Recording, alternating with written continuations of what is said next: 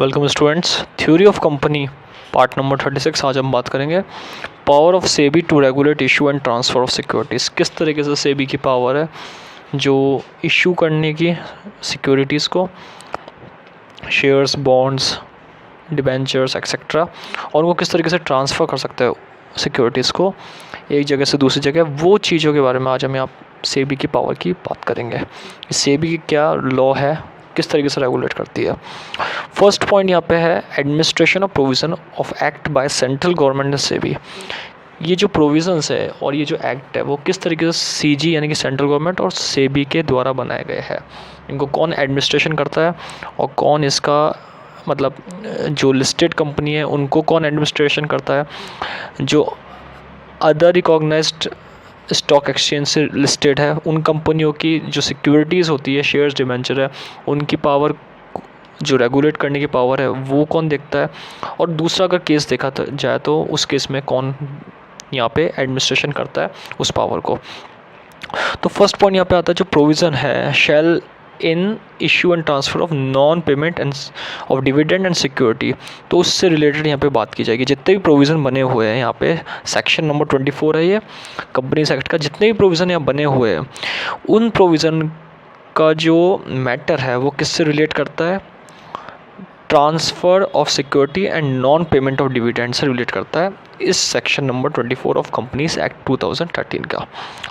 Second point है कि जो लिस्टेड कंपनी के अंडर में आती है वो सेबी के द्वारा एडमिनिस्ट्रेटेड होती है, यानी कि to be administrated as under by listed company. जो लिस्टेड यानी कि लिस्ट होती है स्टॉक एक्सचेंज में, जो लिस्टिंग के अंदर आती है, जिनका नेम यहाँ पे मेंशन करा जाता है टॉप लिस्टिंग कंपनी में, उनका जो एडमिनिस्ट्रेशन है वो सेबी संभालती है। यानी कि जो भी इशू होगा, issue of securities, transfer of securities, वो सारा यहाँ पे सेबी सिक्योरिटी एंड एक्सचेंज और बोर्ड ऑफ इंडिया यहाँ पे चेक करेगा।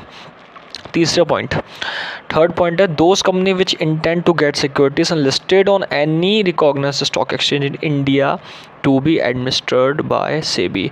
और ऐसी कंपनी जो लिस्टेड होना चाहती है किसी भी रिकॉग्नाइज्ड स्टॉक एक्सचेंज यानी कि बॉम्बे स्टॉक एक्सचेंज या फिर अदर स्टॉक एक्सचेंज में रिकॉग्नाइज्ड या फिर लिस्टेड होना चाहती है, तो एक तरीके से उनको भी यहाँ पे सेबी ही एडमिनिस्ट्रेट करेगा, यानी कि सेबी ही उनको मैनेज करेगा। उनको सेबी की अंदर ही यहाँ पे issue of securities and transfer of securities करने पड़ेंगे और सेबी के पास ये पावर रहेगी कि उन चीज़ों को, इशू और सिक्योरिटीज़ को, ट्रांसफ़र को रेगुलेट कर सके।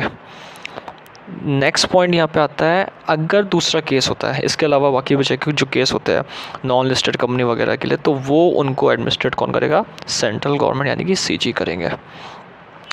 इसके बाद बता रहा है power with respect to other matters. अगर दूसरा मैटर हुआ, जैसे प्रॉस्पेक्टस का मैटर हुआ है, जैसे रिटर्न ऑफ अलॉटमेंट का मैटर हुआ, अलॉटमेंट करी वापस रिटर्न आ गया, रिडम्पशन ऑफ प्रेफरेंस शेयर को रिडीम करा, वापस से रिडीम करके परचेस करा कोई, या अदर एनी अदर मैटर। जैसे हमने अब बात करी पहले प्रोविज़न प्रॉस्पेक्टस की, प्रॉस्पेक्टस के अंदर return of allotment, redemption of preference share और अदर मैटर जो होते हैं जो एक्ट में है वो सारे सेंट्रल गवर्नमेंट चेक करेगा, या फिर वो ट्रिब्यूनल और रजिस्ट्रार केस में भी, यानी कि इन दोनों में से इन चीज़ों को चेक करेगा कि इशू किस तरीके से करा है और सिक्योरिटी का ट्रांसफ़र किस तरीके से करा है।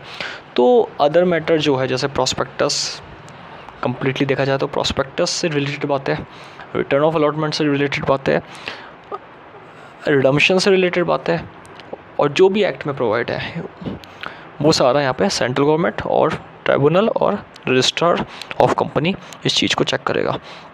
तो एक तरीके से हमने इस वीडियो में क्या देखा, इस तरीके से हमने वीडियो में देखा है कि पावर क्या है सेबी की सेंट्रल गवर्नमेंट की, और इशू रेगुलेशन में और ट्रांसफ़र ऑफ सिक्योरिटी के रेगुलेशन में, दोनों में हमने सेबी की पावर देखी कि किन किन कंपनियों पे सेबी करता है, सेबी लिस्टेड और जो इंटेंट टू लिस्टेड है उन कंपनी पे देखता है, और सेंट्रल गवर्नमेंट अदर केस को एडमिनिस्ट्रेट करता है, चेक करता है, रेगुलेट करता है उन पावर को।